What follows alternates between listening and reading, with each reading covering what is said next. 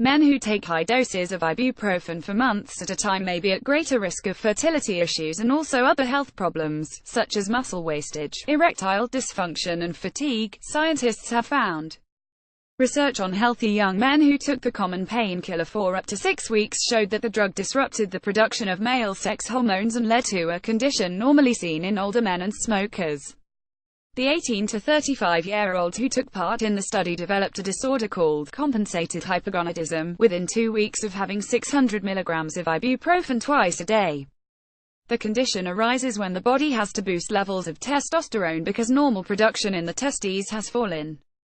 Doctors in Copenhagen who led the study said that while the disorder was mild and temporary in the volunteers, they feared it could become permanent in long-term ibuprofen users. This would lead to continuously low levels of testosterone, because the body could no longer compensate for the fall. Our immediate concern is for the fertility of men who use these drugs for a long time, said David Moberg Christensen at the University of Copenhagen. These compounds are good painkillers, but a certain amount of people in society use them without thinking of them as proper medicines. In March this year, Jiří Dvořák, FIFA's former chief medical officer, warned of an alarming trend among elite football players to abuse legal painkillers, such as ibuprofen. Before he stepped down in November 2016, he asked players about their use of over-the-counter painkillers and found that nearly half of those who played in the past 3 World Cups took anti-inflammatory drugs, such as ibuprofen, every day.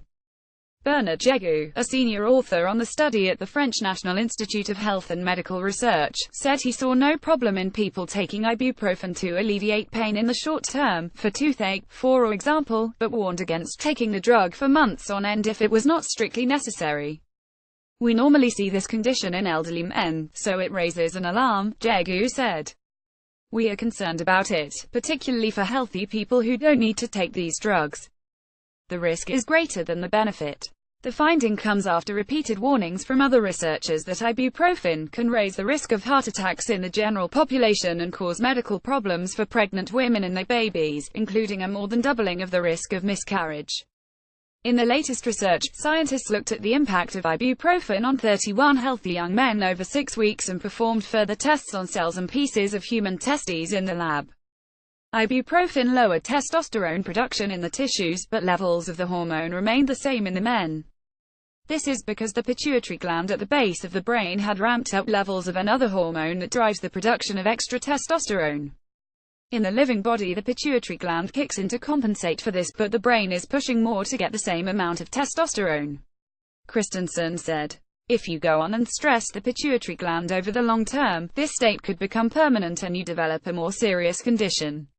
Details of the study are published in the Proceedings of the National Academy of Sciences.